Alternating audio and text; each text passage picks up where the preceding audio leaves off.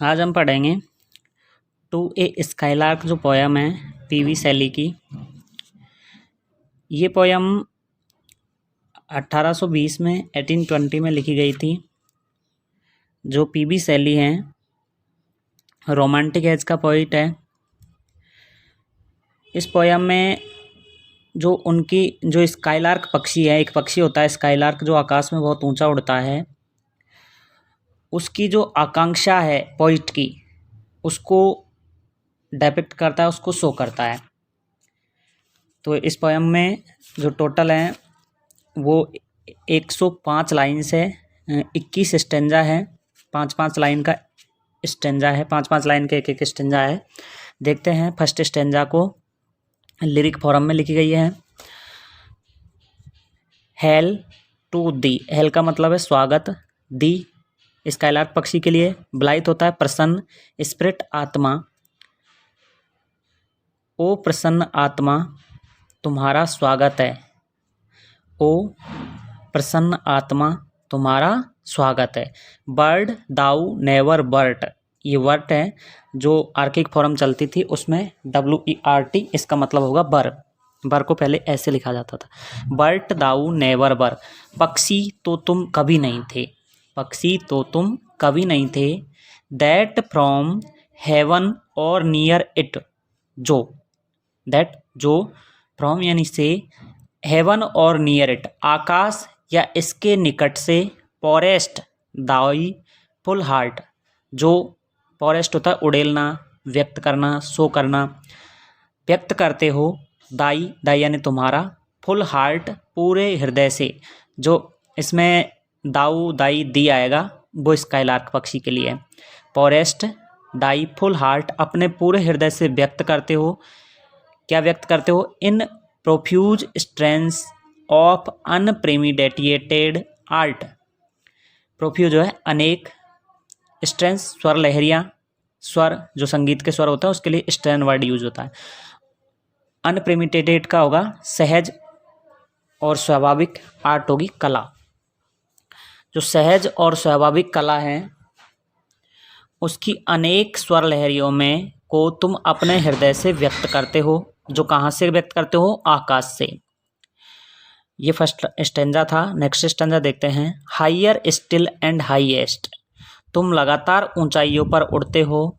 From the earth दाउ स्प्रिंगेस्ट, तुम पृथ्वी से उड़ते हो।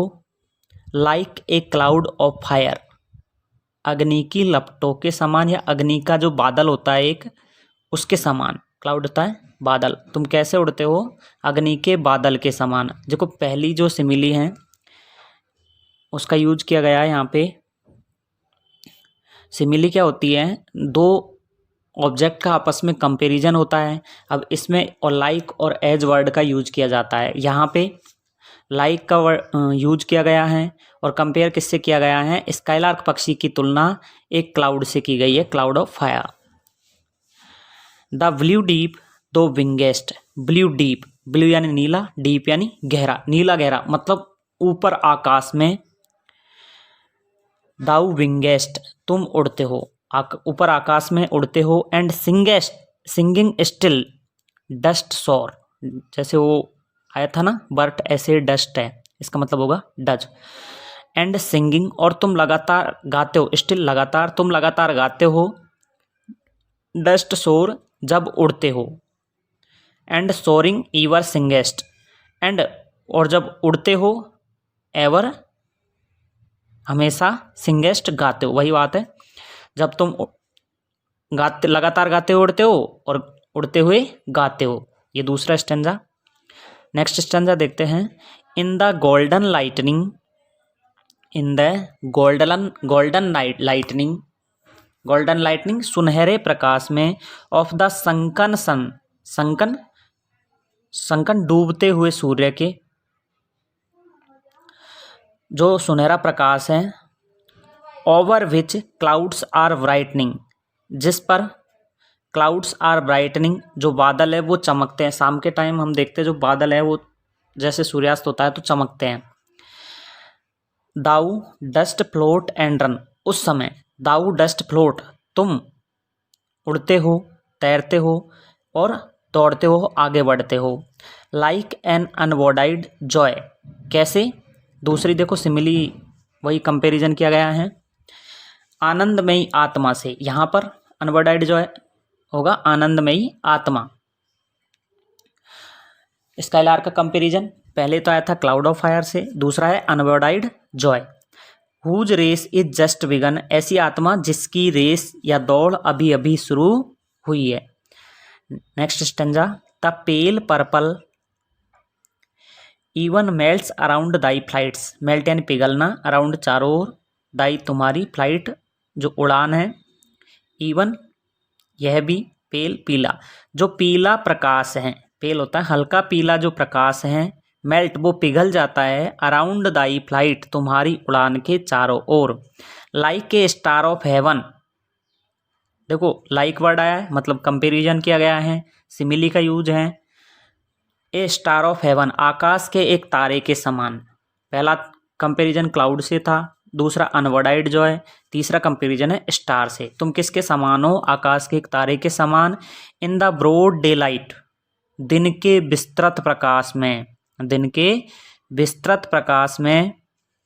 दाउ आर्ट अनसीन, तुम अदृश्य हो। जिस प्रकार एक तारा अदृश्य होता है ना, उसी प्रकार तुम भी अदृश्य हो, दिखाई नहीं देते हो। वट, लेकिन, यट फिर भी, I hear Dai shrill delight, मैं तुम्हारी जो श्रिल तेज तीखी डिलाइट प्रसन्नतापूर्ण आवाज है उसको सुन सकता हूँ। नेक्स्ट स्टेंजा, कीन एज आर, कीन एज आर एरोज, कीन एज आर एरोज, कीन प्रबल, एज आर द एरोज। देखो एज मैंने बताया ना आपको, सिमिली में लाइक और एज वर्ड का यूज किया गया, यहाँ पे लाइक और एज का यूज हो गया, एज वर्ड है। कीन जो तुम्हारी आवाज है वो इतनी प्रबल है, as are the arrows of the silver sphere. Silver sphere का मतलब होगा यहाँ पे चंद्रमा, सिल्वर स्फेयर चंद्रमा। एरो वैसे तीर होता है लेकिन चंद्रमा के तीर थोड़ी होते हैं, चंद्रमा की तो किरणें होती है, तो यहाँ पे एरो का मतलब किरणें। तो चंद्रमा की किरणों के समान है क्या? आवाज। तो स्काइलार्क पक्षी की आवाज की तुलना किससे की गई है? चंद्रमा की किरणों से। हुज इंटेंस लैंप्स नैरोज, जिसका इंटेंस लैंप जो गहन प्रकाश है, नैरो मंद पड़ जाता है, किसका मंद पड़ जाता है? चंद्रमा का। In the white down clear, सफेद, वाइट यानी सफेद, डाउन यानी प्रातःकाल को, प्रातःकाल के समय चंद्रमा का प्रकाश थोड़ा कम धीमा पड़ जाता है, मंद पड़ जाता है। अनटिल वी हार्डली सी, यद्यपि, वी हार्डली सी, हम मुश्किल से ही देखते हैं, किसको? तुम दिखाई नहीं देते हो स्काइलार्क पक्षी, क्योंकि तुम बहुत ऊंचा उड़ते हो। We feel that it is there, लेकिन फिर भी हम महसूस करते हैं कि तुम वहाँ पर हो। देखो इस स्टेंजा को, प्रबल, कीन एज आर द एरोज, तुम्हारी आवाज़ इतनी ही प्रबल है, as are the arrows of the silver sphere, जिस प्रकार चंद्रमा की किरणें होती हैं। हुज इंटेंस लैम्प नैरो, जिसका जो गहन प्रकाश है वो मंद पड़ जाता है। In the white down clear, जो सुबह के समय है वो स्पष्ट रूप से चंद्रमा का प्रकाश मंद पड़ जाता है। अनटिल वी हार्डली सी, यद्यपि, वी हार्डली सी, हम मुश्किल से ही देखते हैं, अर्थात तुम हमें दिखाई नहीं देते हो। We feel that it is there, लेकिन फिर भी हम तुम्हें महसूस कर सकते हैं।